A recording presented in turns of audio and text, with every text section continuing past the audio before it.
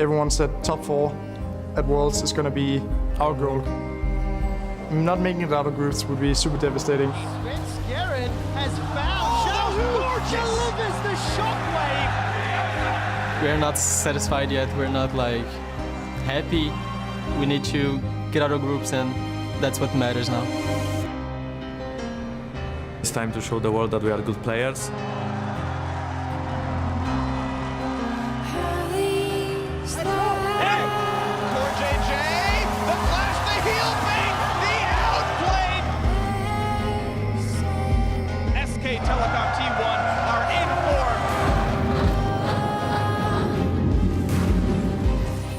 Big mistake by Patrick. There's the flashing. Oh my God! Deft!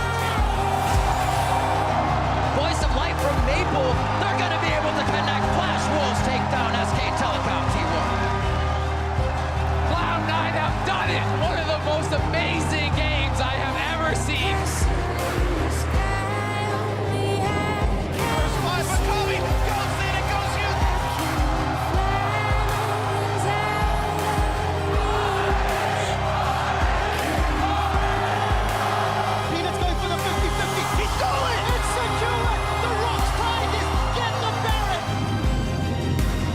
Is this gonna be the year when wildcard teams became a deal? I think yes. This time we are not just winning, we are looking better than our opponents. Elvis Knox, 2-1 in the group! 2 kills for Carolina Gaming! He's gonna take him down!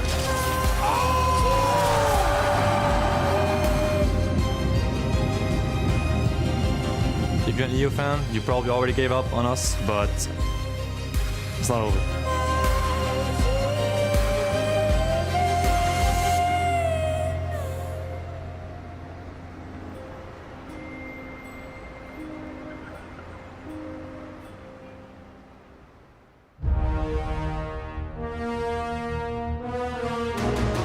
Shot gets sniped! Expect draws first blood at the World Championship! The jugglers and Hui, level 1 Rome, are you kidding me? Oh no! That is a deletion if ever I've seen one! Elvis Knox, 2-1 in the group! What beasts from the CIS region!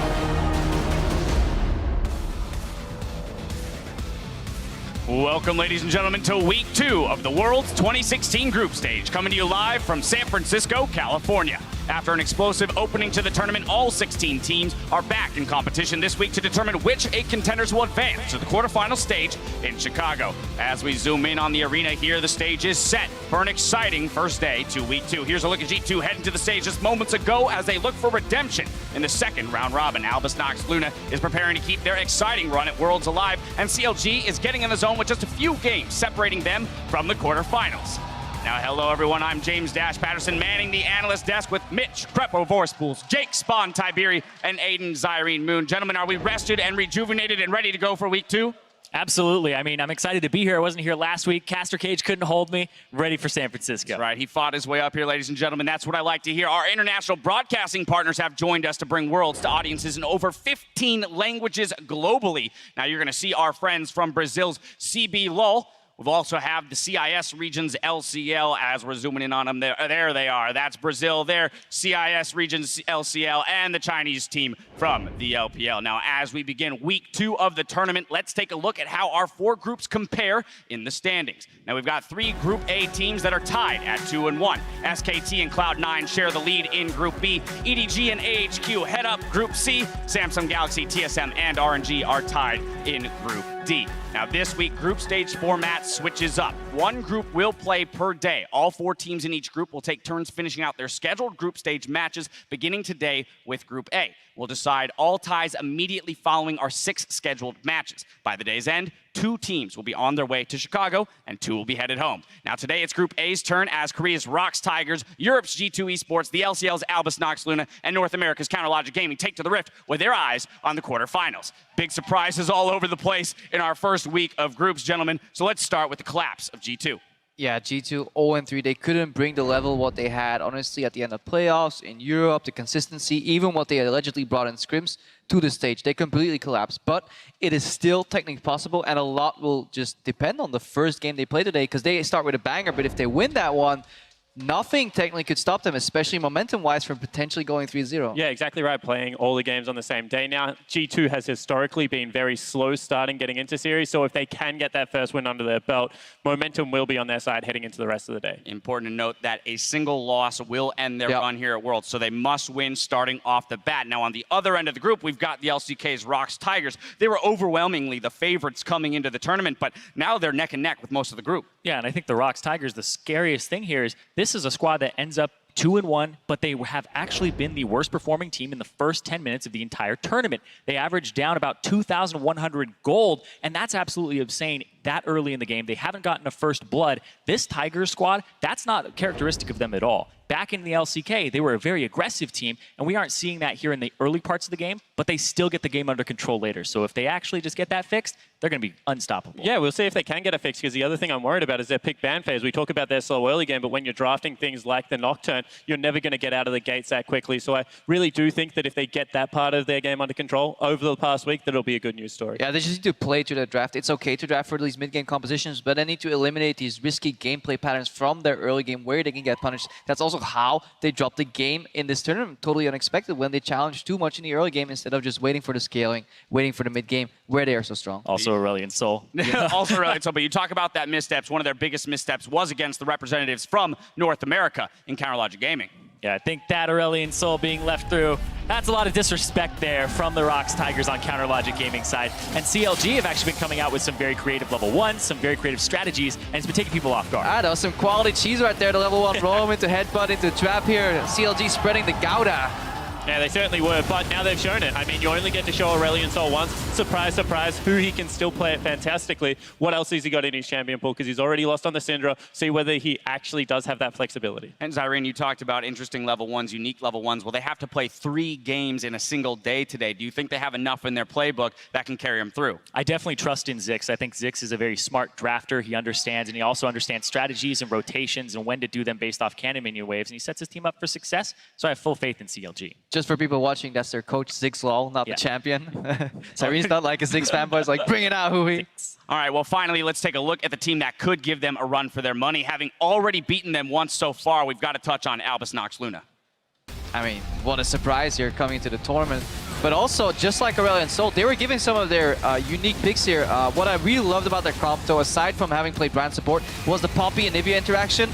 Remembering as well that Poppy is a really good counter to Lee Sin. They seem to make League of Legends more fun than it usually was. They really made it for me that I enjoyed them smashing G2, even though that meant the #1 seed from our region would potentially go home. Yeah, they're making League of Legends a lot of fun for everybody at home, but in this group, it's making it really unfun and really nerve-wracking for these teams. If you lose to a wildcard team, basically the damage is done there, and CIS region, they can go ahead and say, you know what? Mission accomplished, but they still want to go further. They say you have to respect them. Yeah, they certainly do it on Summoner's Rift. I mean, their Baron plays have been so fantastic. You talk about surprising. Playing around Fog of War and being able to set up this objective. They've already snuck it twice. It was instrumental in both of their wins. This is just so classy out of a team that, you know, didn't come in with macro play. I mean, those Baron calls were honestly on the world stage to make them so decisively twice in Fog of War are very impressive, to the point where we may have to change.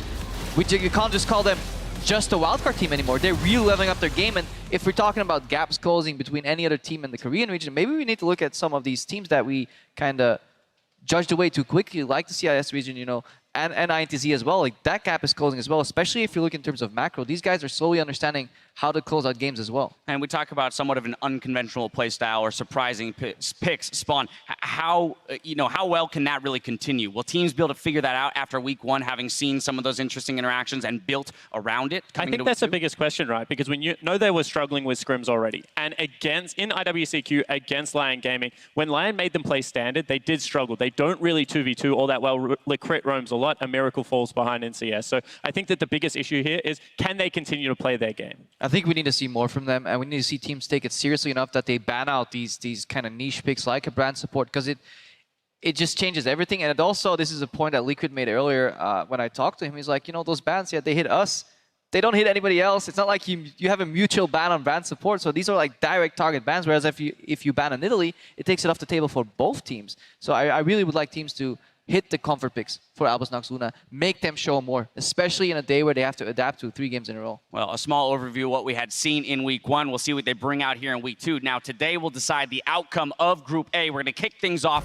with G2 versus ROX Tigers. Each Group A team will play all of their remaining group stage games today. And at the end of our 6 scheduled matches, any remaining ties will be immediately decided in best-of-1 tiebreakers, so things could get all that much more exciting. Now, remember, all throughout the tournament, Riot Games 2 is online and bringing you the player experience stream. Each game will focus on an additional, or rather individual player, matchup, or aspect of League. We have special guests delivering high-level analytical commentary to help you level up your skills. Now join our team of casters and guests, Pobelter, Inori, and Gate today as they talk strategy and answer your questions live on air. Now before we hand you over to the casters on the biggest stage, G2 is still chasing their high tournament expectations.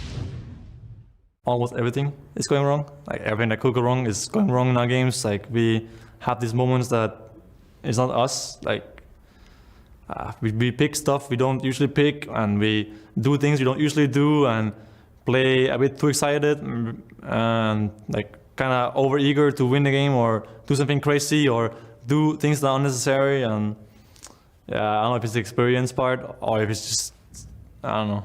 We just don't have like that thing we usually had.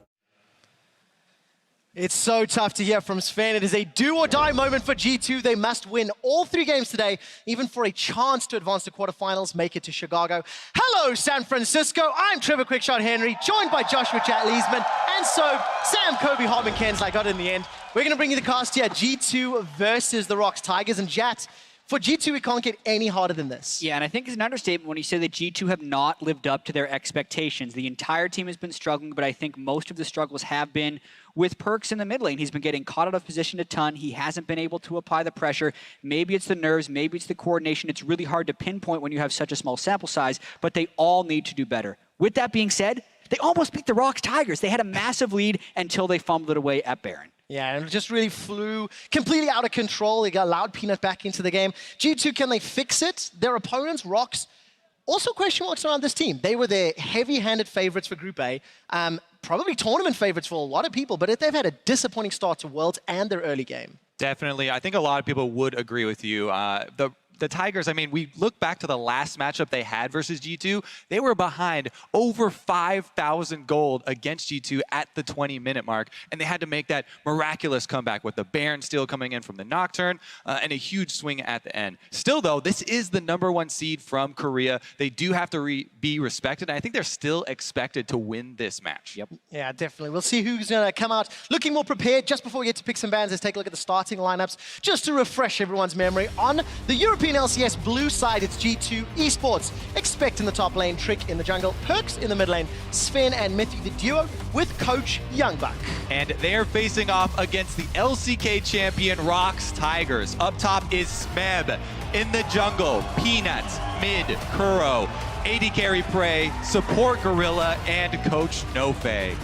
Yeah, and if we're looking towards the draft right away here, there's some things that we learned about last week. The Aurelion Sol is something that not only ROX, but other Korean teams like SKT struggled with. Perkz may be able to pick that up and bring it in. And then you also have to talk about the Nocturne. That was kind of a spur-of-the-moment pick for the ROX Tigers, and I wonder if they're going to bring a little bit more strategy into the draft now that they've been burned a few times in a row in the early game. Yeah, they've been focusing pretty heavily on Kuro's Malzahar and Prey's Ezreal, which are good picks for those guys, but don't bring a lot of that early pressure, right? Malzahar is not going to control mid. And the mid lane in this matchup, both of those guys actually have been a bit struggling in the group stages, so I'm very curious to see which one of these teams are going to prioritize early picks and that early power. Last week, it was a first pick Ezreal on the side of ROX Tigers, who were blue.